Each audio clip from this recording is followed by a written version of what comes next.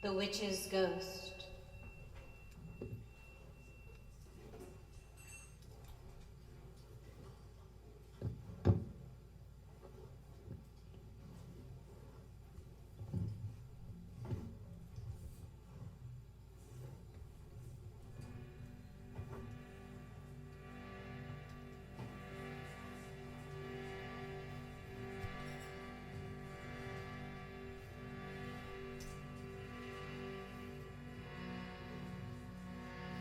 A ruinous, black, holy sickness, a sacred sickness has claimed me into a knee-deep, into a womb-deep fox trap I am lowered.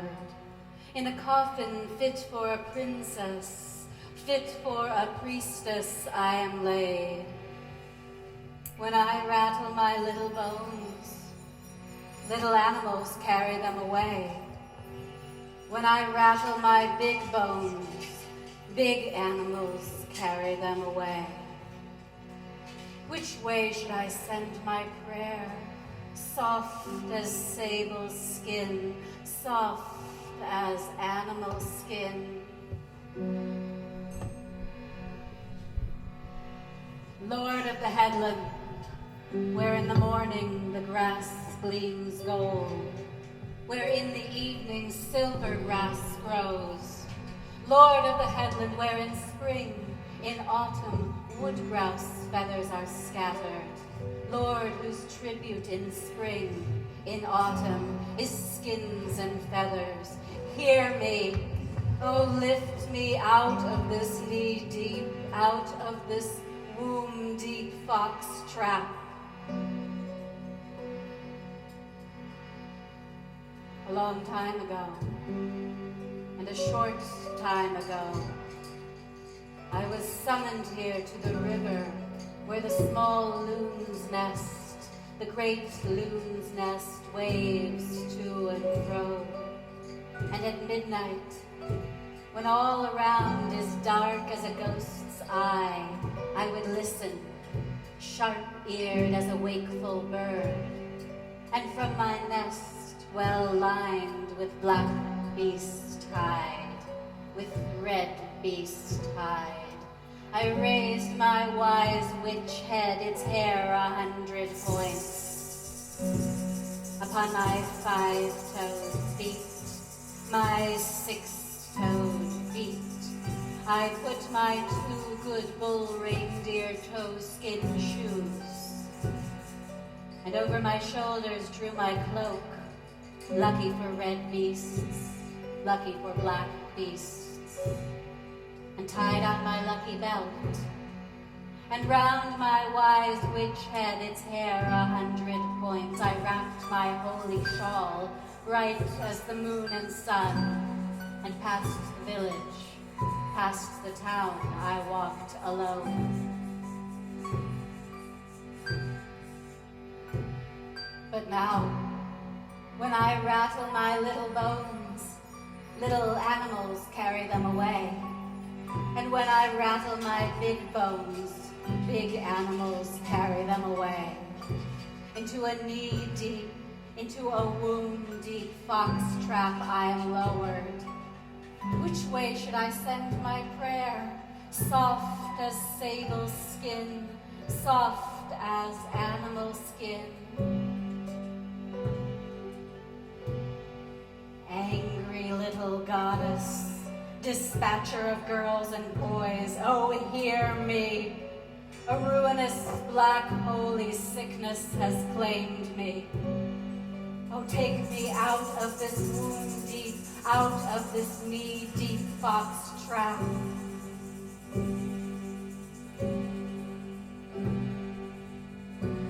By the river, where the small loon's nest, the great loon's nest waves to and fro, I would take 3 strides fit for a forest girl, 4 strides fit for a forest girl. I was called by name, little black cat-shaped, little white cat-shaped witch. That is how I was known. And little witch, hissing like a sable bitch, hissing like a sable dog. I would take 3 strides fit for a forest girl, and leave the 7 towns, the 6 towns, standing by the deep trenches of the river that teems with food, with fish. And then I would come to the narrow ridge where lives the wide wandering goose feather man. Around that house, built by the son of ancient men with 7 roof beams, I sauntered 7 times, 6 times sunwise, with my 5-fingered hand, my 6-fingered hand, I, witch, opened the larchwood, sprucewood door built by the son of ancient men, and stepped into the house, noisy with little boys, merry with little girls, and the people met me with tinder fire and beaver musk and foal fat in hand, and I gave them my witch's blessing. House full of women, oh, house full of men, long live your little girls and long live your little boys. When on the 5-stringed wood a lower string is plucked, may a lower spirit sing out. And when a higher string is plucked, may a higher spirit sing. What can I leave you? My dance for luck with fish and game I leave you. When I am gone, may no great and ruinous holy sickness befall you, but may you be protected under the skirt of my fur coat, thick as a forest of spruce wood, under its sleeves, wide as a forest of birch wood.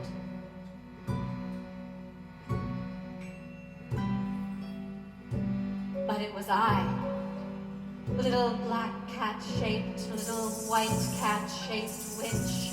I, witch hissing like a sable bitch, witch hissing like a sable dog. I, who was claimed by the ruinous black holy sickness.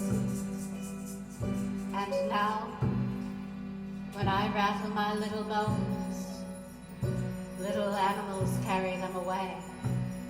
And when I rattle my big bones, big animals carry them away. Into a womb deep, into a knee-deep fox trap I am lowered. Which way should I send my prayer? Soft as sable skin, soft as animal skin.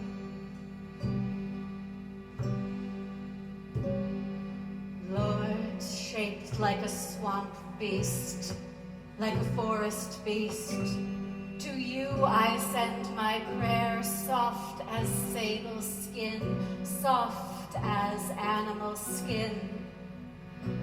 Take me out of this womb deep, out of this knee-deep fox trap. Lord, shaped like a swamp beast, like a forest beast, bear God, fall here like a drop of rain from far away. Blow here like a gust of wind from far away. For I am lonely. When I rattle my little bones, little animals carry them away. When I rattle my big bones, big animals carry them away.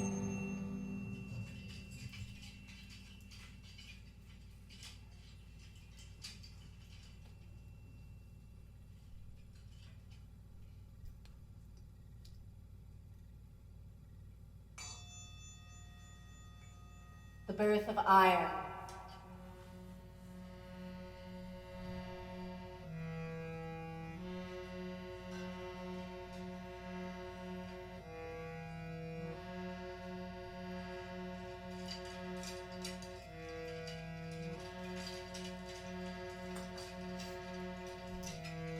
Wainamoinen, the old magician, was building a boat.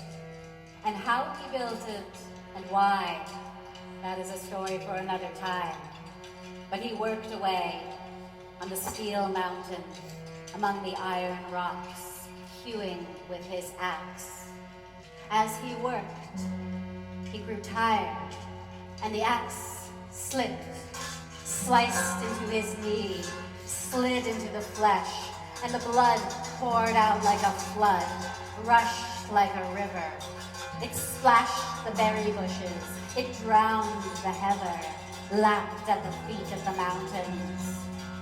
Wainamoinen sang spells, he chanted charms, but he could not find the right word to close a wound made by iron. So he dragged himself to his sleigh and hurried to the nearest village. Wainamoinen came to the first house. He called out, "Is there anyone here who can heal the wounds of iron? Stop the flow of blood? Anyone here who can hold down pain?" And the answer came back. "No one here can heal the wounds of iron. No one here knows blood magic. There is one in the next house. Go to the next house." Wainamoinen went to the second house and asked again. But the answer came back. "No one here can heal the wounds of iron. No one here knows blood magic. There is one in the next house. Go to the next house." Wainamoinen went to the third house. In the third house sat an old man by the hearth. Wainamoinen asked again, and the old man answered, "I know blood spells, and I know pain magic. Other spells I know, great ones and small ones, how to knit the flesh, how to bless the wound. But there is one charm I have forgotten. I cannot remember the birth of iron. I cannot say the ways of steel. Without this charm I cannot heal you." But even as the old man spoke, Wainamoinen himself remembered the story. He said, "I know the birth of iron. I can say the ways of steel." And Wainamoinen spoke, and the old man listened.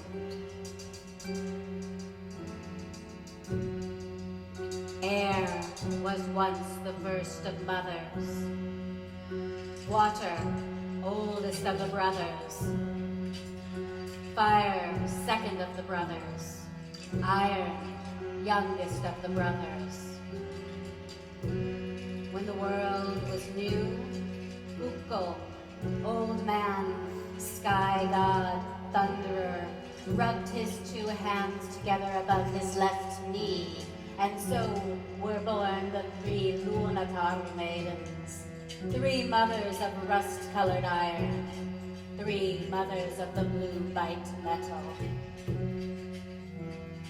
They wandered across the sky on the edge of a cloud, their breasts full of milk. Their milk trickled down onto the earth below, onto the fens, onto the quiet waters.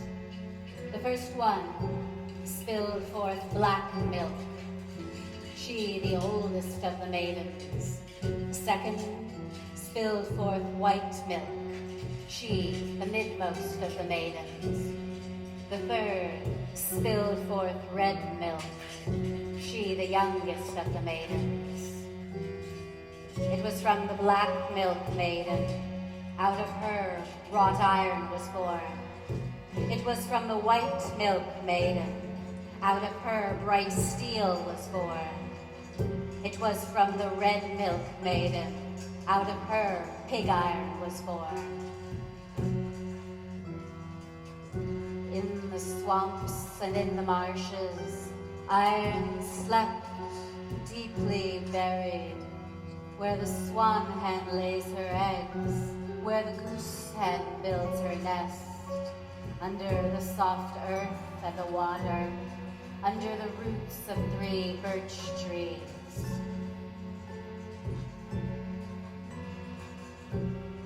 swamps ran blackened waters. On the fen a wolf was running, on the moorland walked the bear. Their claws tore the earth open, and the iron rust rose. Steel seedlings sprouted in the claw marks of the bear, in the footprints of the wolf.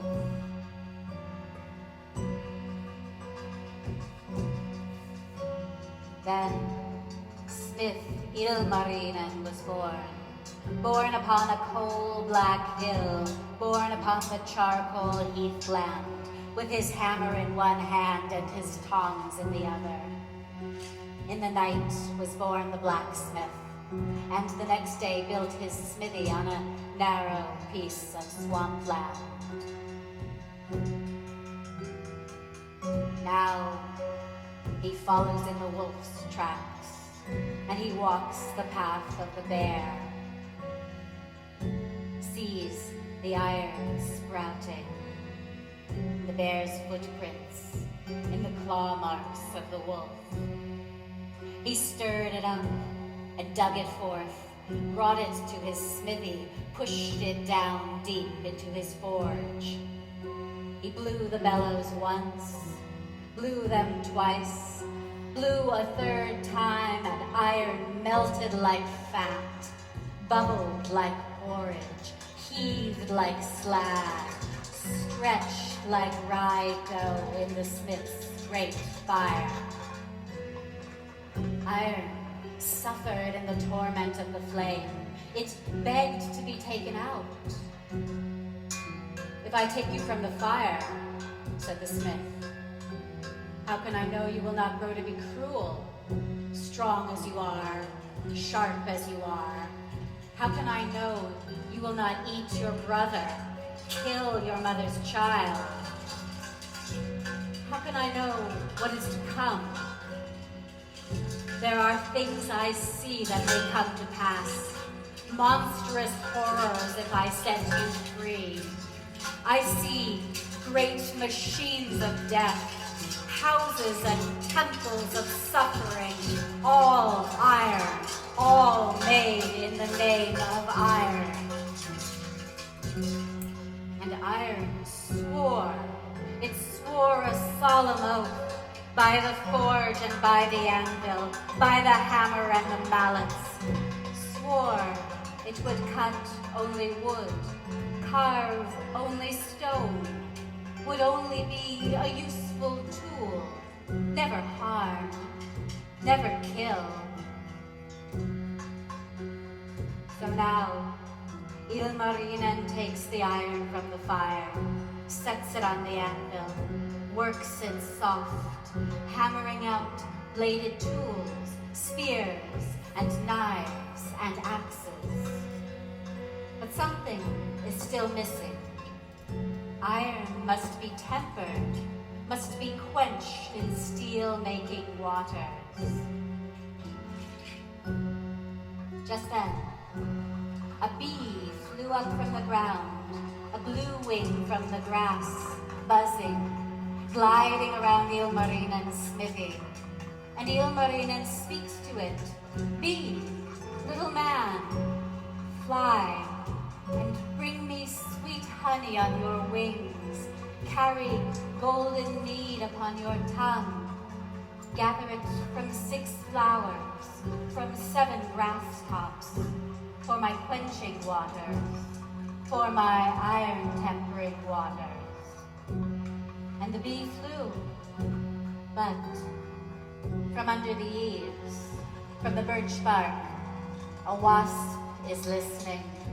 It flies too, and gathers the poison of the snake, the black venom of the worm, secret hatreds of the toad, all the poisons hidden in the dark places of the earth. It returns and mixes them with the quenching water.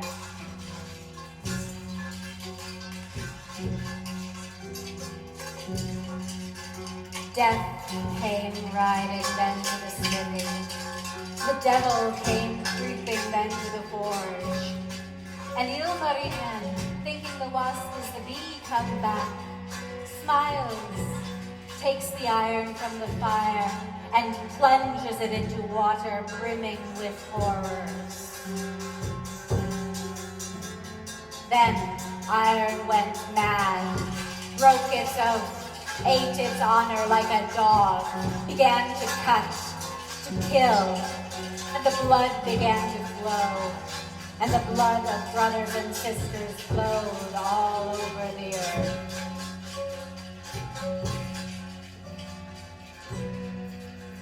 When Wainamoinen finished the story, the old man growled from his place beside the hearth.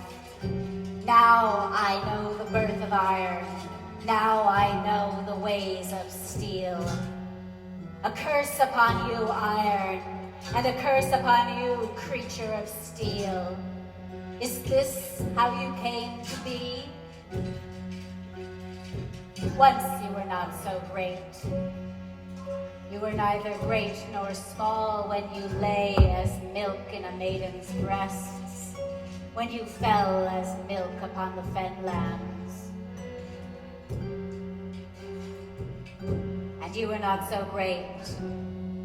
You were neither great nor small when you flowed as water in the swamp, when you sank into rusty soil.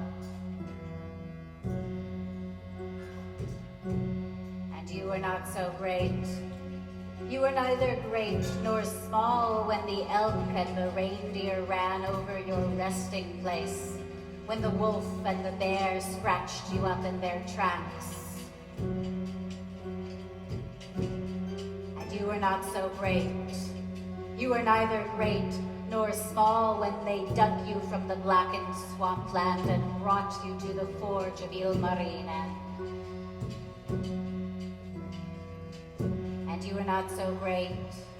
You were neither great nor small when you boiled like water in the furnace, when you swore your solemn oath by the forge and by the anvil, by the hammer and the mallet, when you swore to do no harm. And now, are you grown so great, so arrogant? A curse upon you, iron, see what you have done. Broken your oath, eaten your honor like a dog, cut and killed, iron and steel, sword and gun. Iron, turn back. We are kin, iron and man. Iron flows through my veins. Iron runs through the body of the earth. Turn back, heal, turn back, for I see the world that is to come. The world cut and bleeding.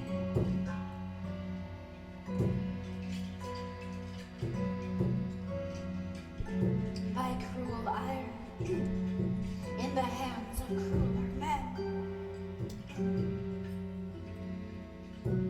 And the old man sang the iron down. Pardon. He sang the blood flowing back into the body. He sang it down into the earth. He sang it down into the water.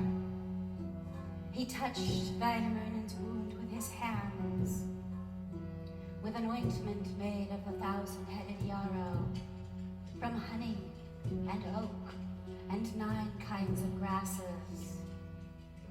He bound the wound with strips of silk, and at last the blood stood fast, and finally there was healing.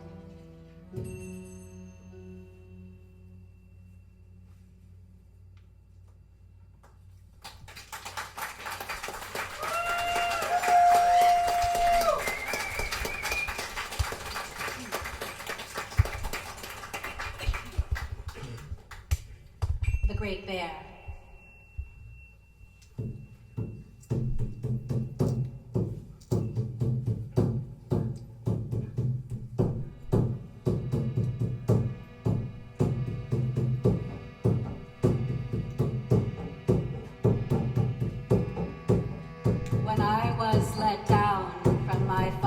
god, the seventh wrote it, on an iron chain's end, to the small wooded island with the thick birch grove out in the long and narrow lake. When I came down, a fair bird-cherry hill, a fair hill full of hips and haws rose up, with hips and haws as fat as oar blades. Cherries clustered, thick as an elk's lip, grew there in abundance.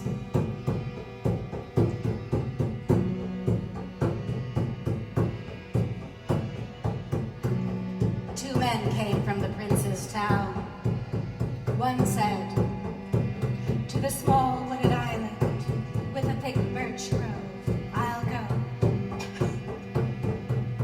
For wood to make a strong bow. The other said, to the small wooded island with a thick birch grove, out in the long and narrow lake, I'll go. For wood to make a birch bow.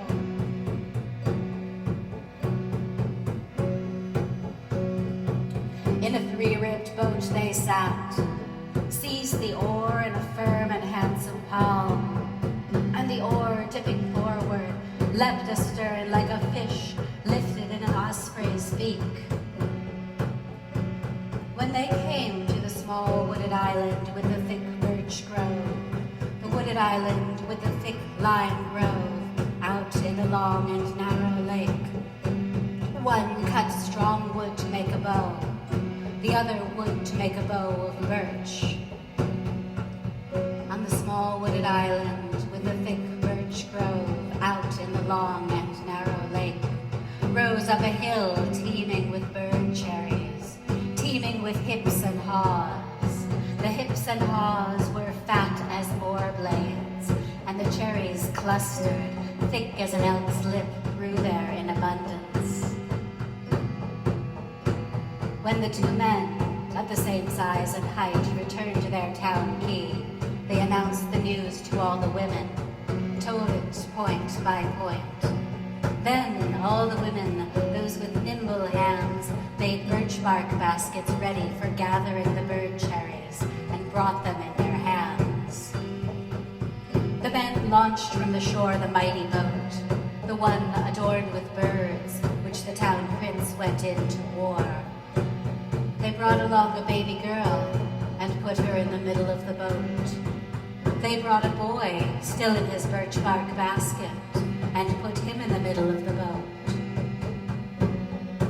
When they came to the small wooded island with the thick birch trees, the wooded island with the thick lime trees out in the long and narrow lake, the men pushed to the shore the sharp, proud boat.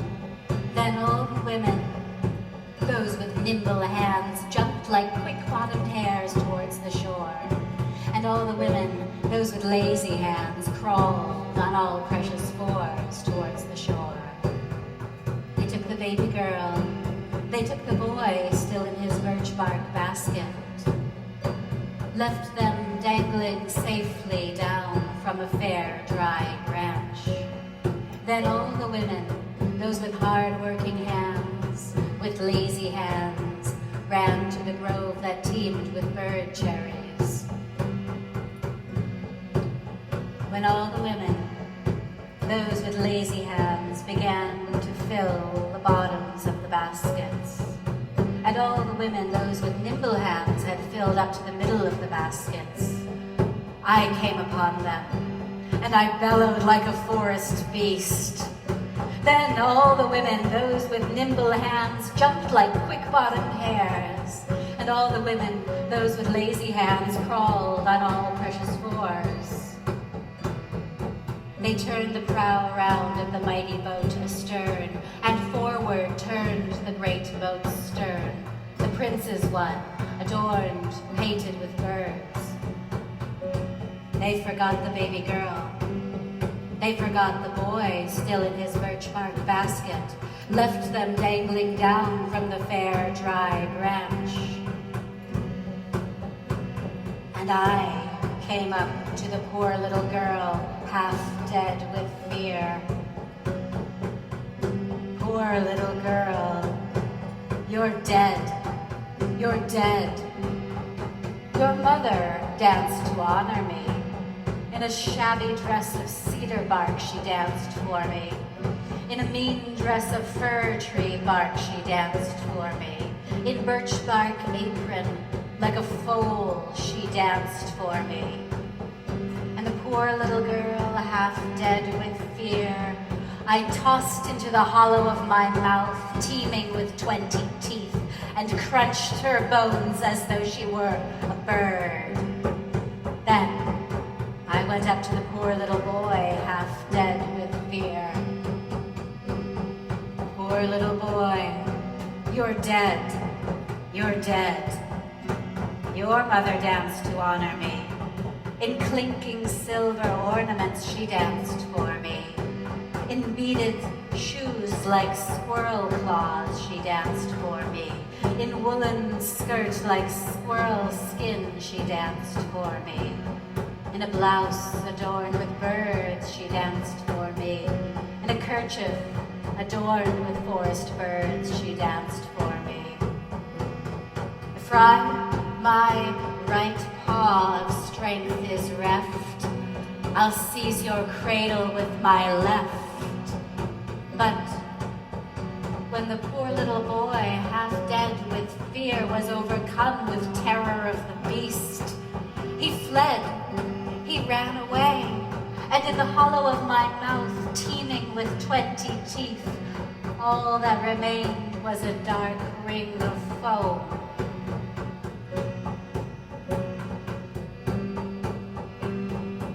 When all the women returned to their town quay, they announced the news to all the menfolk, told it point by point. Then all the menfolk put their handsome joints on a war footing.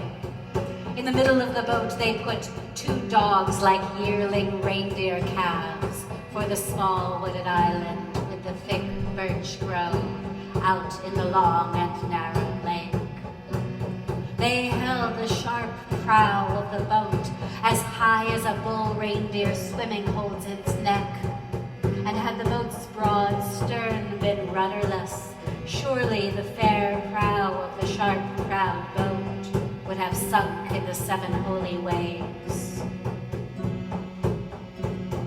When they came to the small wooded island with the thick lime trees, the wooded island with the thick birch trees out in the long and narrow lake, all of the men, each one's heart bold as the beast, jumped like quick-bottomed hares towards the shore. And all the men, each one's heart bold as a woman, crawled on all precious fours towards the shore. Then they let loose the 2 dogs like yearling reindeer calves upon me. When I went up to the poor little boy, half dead with fear, the dogs lunged at me.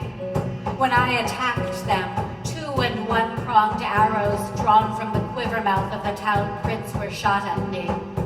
When I faced them, somebody came at me with a spear tied with a thong. When I faced it, somebody came at me with the back of an axe that fire had gnawed.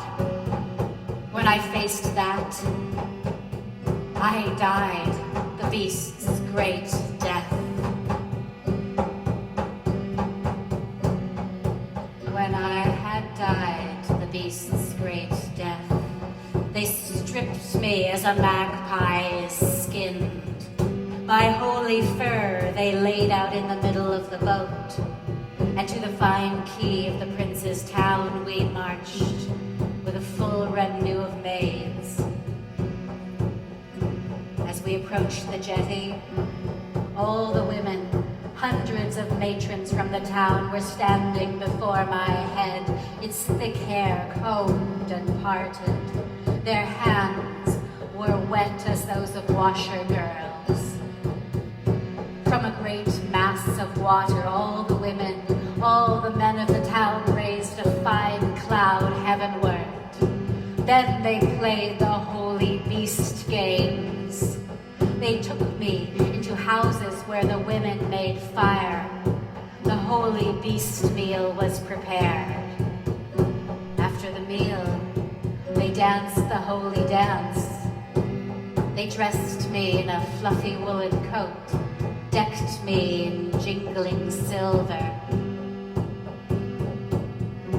When the feast was over, I raised myself up to heaven again, up to my Father God, the seven-throated, upon an iron chain's end that clinked like silver.